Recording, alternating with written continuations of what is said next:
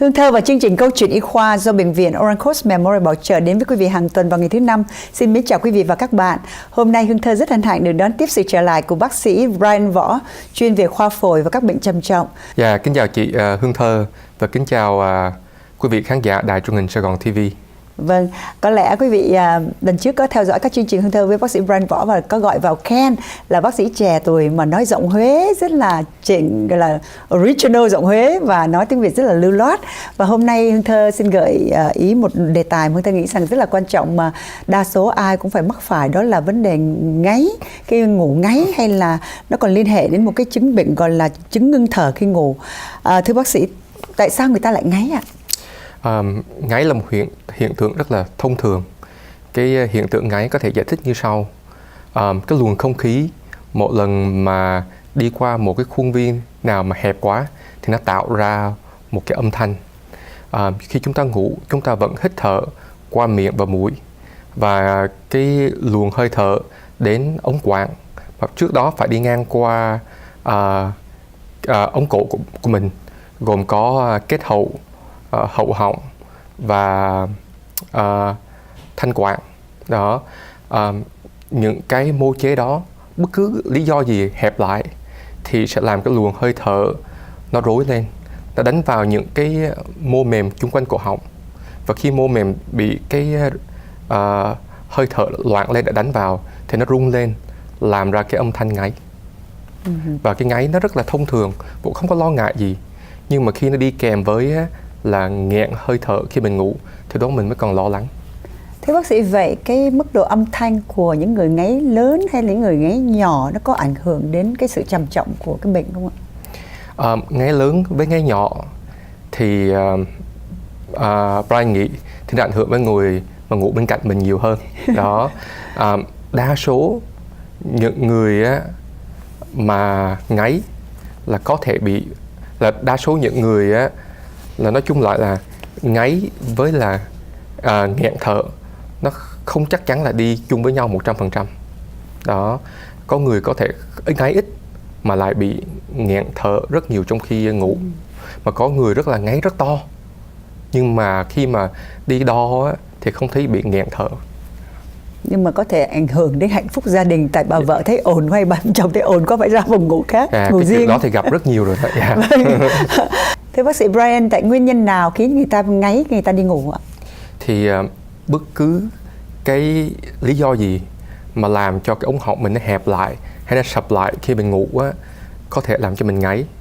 Thì chung quanh cái cổ họng của chúng ta có những cái cơ, là những cái bắp cơ đó nó giữ cái cổ họng trong vị trí là mở ra, làm cho luồng không khí đi vào nó thông. Thì bất cứ cái gì nó làm cho những cái cơ đó nó mềm đi, nó sẽ làm cho cái cổ họng có thể hẹp lại và sập xuống khi mình ngủ. Khi mình ngủ dù cho mà ngủ bình thường đi nữa thì những cái cơ đó nó cũng mềm đi, và cũng có lúc những cái cơ đó nó không có cử động, thì lúc đó là cái cổ họng mình có thể dẹp rất dễ. Nhưng mà nếu mình thí dụ trước khi mình đi ngủ mình uống rượu rất nhiều, hay là mình uống thuốc tâm thần, uống thuốc ngủ, thì nó sẽ làm những cái cơ đó mềm đi, còn mềm hơn nữa, thì cái xác suất mà cái ống quãng, không phải cái ống quãng mà cổ họng mình bị hẹp xuống, nó cao lên. Đó. Hay là những người béo, mập cũng dễ ngáy và cũng dễ bị bệnh là nghẹt thở khi mà mình ngủ. Thì vì những cái tế bào mỡ có thể đóng chung quanh cổ họng, làm cho cổ họng dày đi và làm cho cổ họng dẹp dễ hơn. Nhưng mà không phải mập, không cần mập để mình ngáy, để mình có cái bệnh nghẹn thở. Đa số những người đàn ông Á Châu và bị cái bệnh mà nghẹn thở trong khi ngủ, đa số là người ốm. Nhưng mà sợ gì họ ngáy bởi vì cái cấu trúc cái đầu, cái cổ họng và cái hàm dưới của họ nó nhỏ đi, và khi họ ngủ thì cái hàm nó chạy xuống phía sau, nó làm nghẹt cái cổ họng của chúng ta. Bác sĩ đang nói những cái cấu trúc đa số là nguyên nhân chính gây ra cái sự ngáy, cái cấu trúc ở ngay cái hàm cổ họng. Còn những cái tác động khác, những cái bệnh như là bác sĩ nói là béo mập, ngoài ra thí dụ bị dị ứng hay bị hút thuốc lá hay gì, nó có ảnh hưởng tới sự ngáy?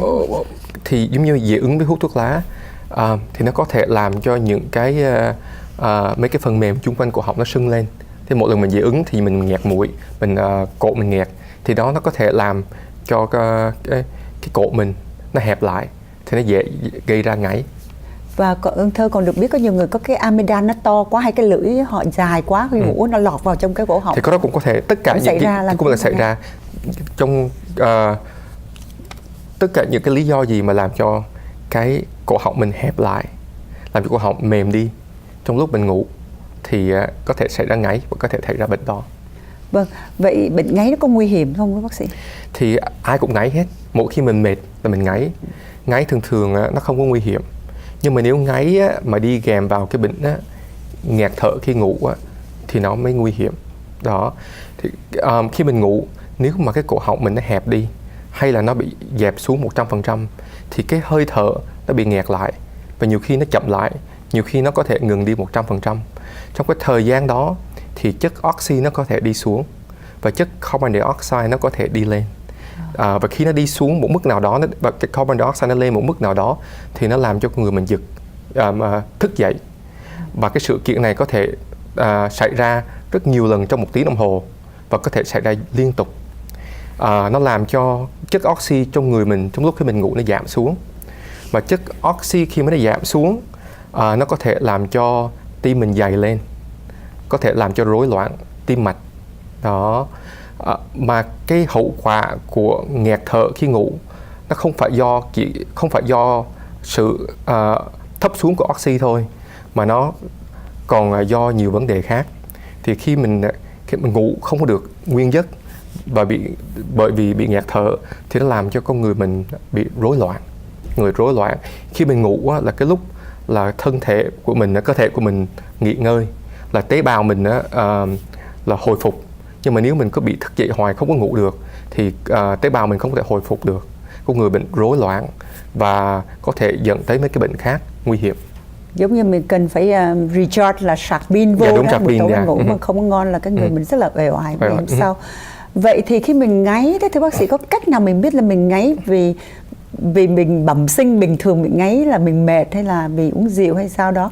Còn phân biệt giữa ngáy vì nó liên quan đến chứng ngập thở khi ngủ, thì làm sao mình phải đi bác sĩ để mình khám không ạ? Những cái triệu chứng hay là những cái dấu hiệu của cái bệnh nghẹt thở khi ngủ, nhiều khi nó cũng giống nhau à? Nó không phải giống nhau, nhưng mà có nhiều người ta không để ý. Đó, khó phân biệt được. Khó phân biệt được.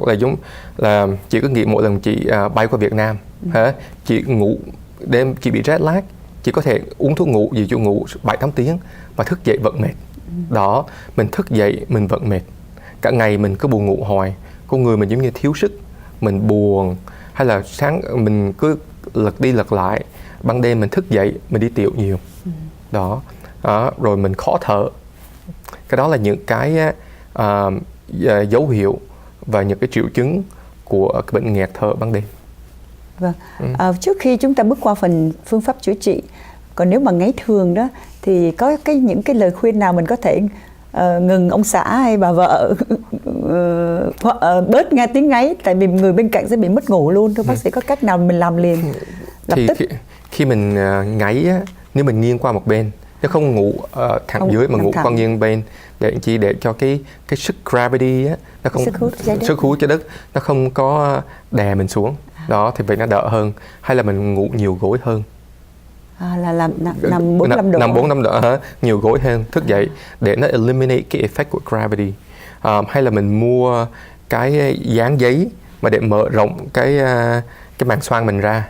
Đó, và có nhiều lúc mình có thể đi tới nha sĩ để đo một cái hàm dưới bằng nhựa, mình mang vô trong khi mình ngủ để đưa cái hàm dưới lên để mở ra.